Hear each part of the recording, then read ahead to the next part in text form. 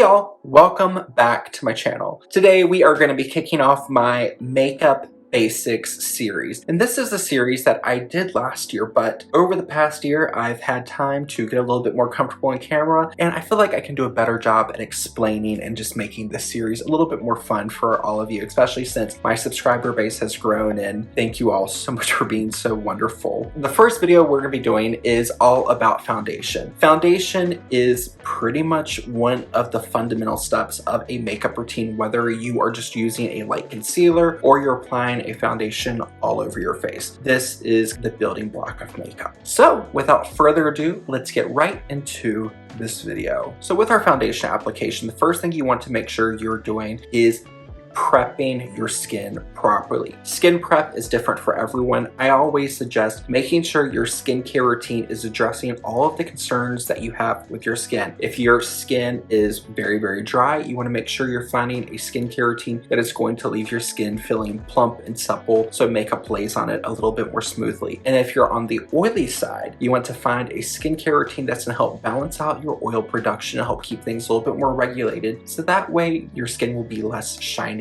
or greasy feeling throughout the day. If you're unsure about that, I've got a video all about how to establish a great skincare routine for beginners that I will link in the cards above and the description box down below. Now that your skincare is on, I like to give it about 15 to 20 minutes because normally in the daytime, the last step we do in our morning skincare routine is our sunscreen. Sunscreen normally takes about 15 to 20 minutes to properly dry down, and that way the UV filters in the sunscreen can properly set up to protect our skin throughout the day. So about 15 to 20 minutes to let skincare dry. And then we can move on with primer. Primer, I used 3 of them to prep my skin. I used my Tatcha Silk Canvas in the center portion of my face to control oil and shine, as well as smooth out through the area where I have some enlarged pores. Under my eyes, I used the e.l.f. Hydrating Primer. Right through here, I have a little bit of texture and fine lines through here, and this part of my face is a little bit drier, so I want to add a little bit of plump and smooth hydration. My cheeks are fairly balanced, and where I'm keeping this portion of my face more mattified, I want this area to have a little bit more luminosity. That way it can create a more balanced illusion overall. I used my Guerlain Meteorites primer. I like to say, establish your skincare routine, find the foundation that you want, and then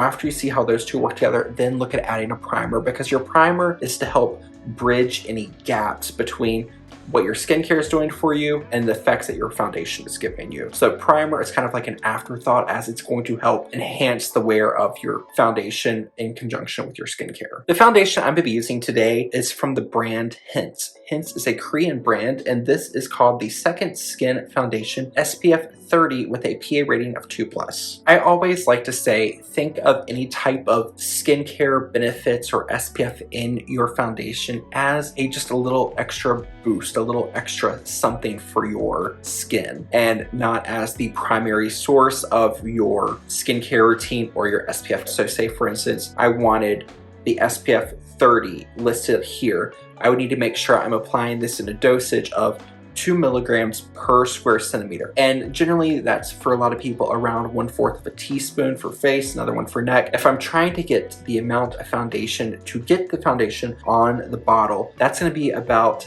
for me, 9 to 10 pumps of this foundation. 9 to 10 pumps of foundation on my skin. My face doesn't look thick and heavy, so let your skincare do the protecting, give your skincare the benefits that you're looking for, and then let your foundation enhance and embellish your skin. So with foundation, a lot of people will apply it on a palette, they'll apply it on their sponge or brush. I like to apply it directly onto the back of my hand, and I start with 1 pump. The way I like to think about it is, our face is body temperature, our hand is body temperature.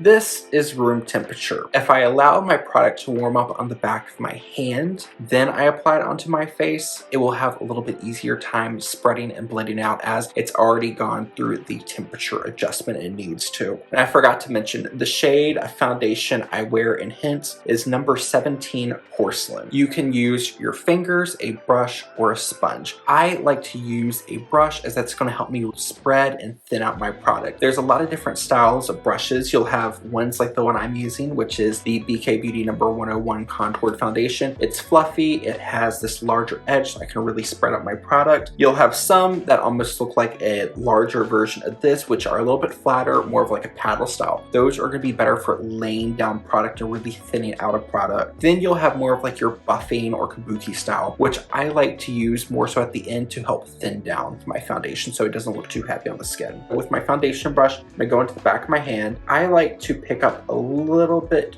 from the center of that blob I squirt on the back of my hand, and I like to find when I'm working on myself or a client where the area of concern is. So for me, I have redness through the front of my cheeks, a little bit through here, so I'm gonna start my foundation application off there because I don't need as much coverage through here.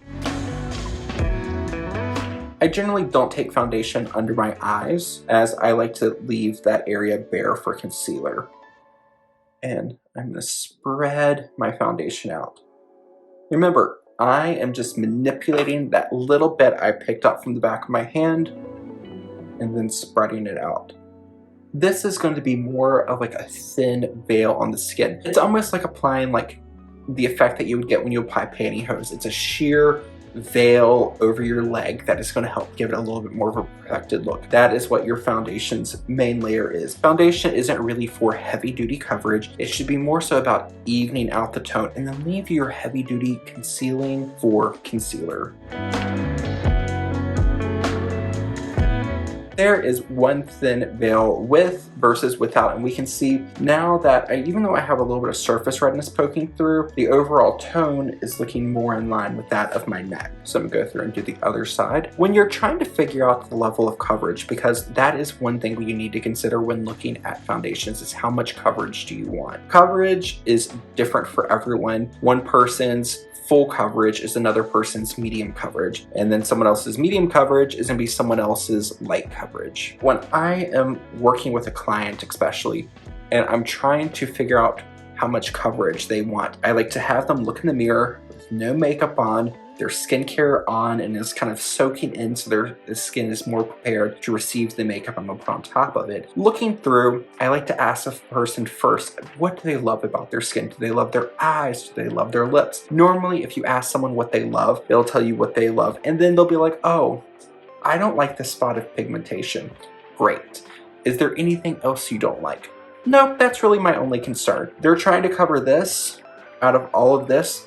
That is gonna be about, we'll say 10% just for keeping a simple number. And that means we have 90% of the rest of the complexion. So why would we need 100% opaque coverage over the rest of the face when we're only trying to do that? The next part of coverage is, what's your personal preference? What is the look that you like? If you like a makeup look, then you're gonna want something with a little bit more viscosity, a little bit more weighty, because that's gonna be someone's comfort level. So let's think about our level of coverage in quarters, because 100% will make a full coverage. So 0 to 25% will be your light coverage, 50% would be medium coverage, 50 to 75 would be your medium buildable. You can tone it up or you can wear it more as a solid medium. And then 100% would be full coverage. I like mine to be about 25%. So now that I've balanced out the tone on my cheek area, I'm using what's left on the back of my hand and covering up the rest of the skin on my forehead. I might need a little bit more foundation. For me, this is a great starting point, because just by evening out my skin tone on my cheeks, it's allowed me to kind of gauge the rest of the look. I'm gonna take a little bit more foundation. I don't need a full pump, so on the back of my hand, I'm gonna take about a half a pump, and then I'm gonna work that in. I find areas where I want to even out a little bit more. So right here on the sides of my forehead, and then my chin.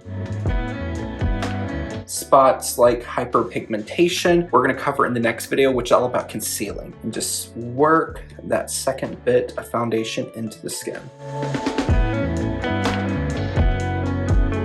If you're not talking and you're just kind of doing your daily foundation application, foundation's a pretty quick thing if you're using the right products. If you're using a skincare routine that works for you, you found your perfect foundation, and then you find a primer that helps to fill any gaps those two leave. It should take you no more than maybe 1 to 2 minutes to apply your foundation. I like more of a sheer to light coverage level, so I like about 25% coverage on my skin. That is going to bridge us into our final thing.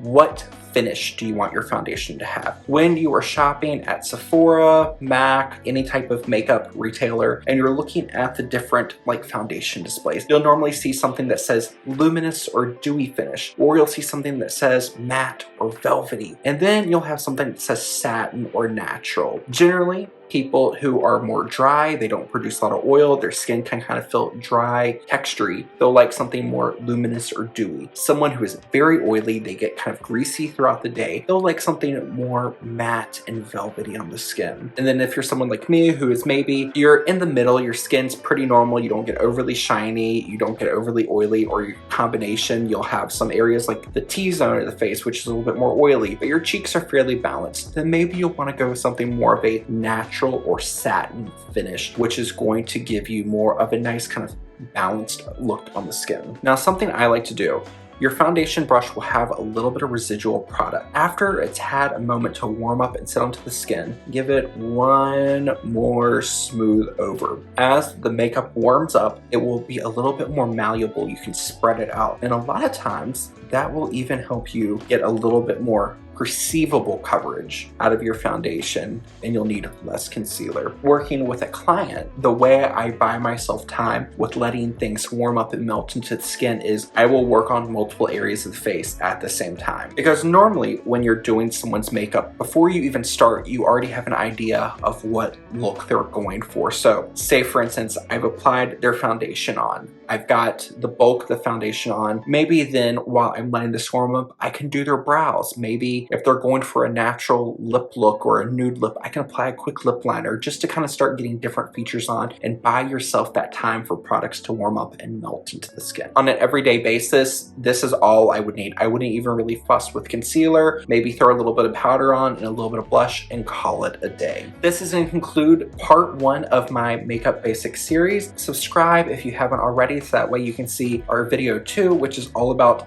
concealing, and then we're going to go through the rest of steps with adding colors, doing our eyes, brows, and lips. If you enjoyed this video and you found it helpful, make sure you give my video a thumbs up, subscribe if you haven't already, and share this video with a friend that you think might enjoy it. I will see you all in the next video. Bye, y'all.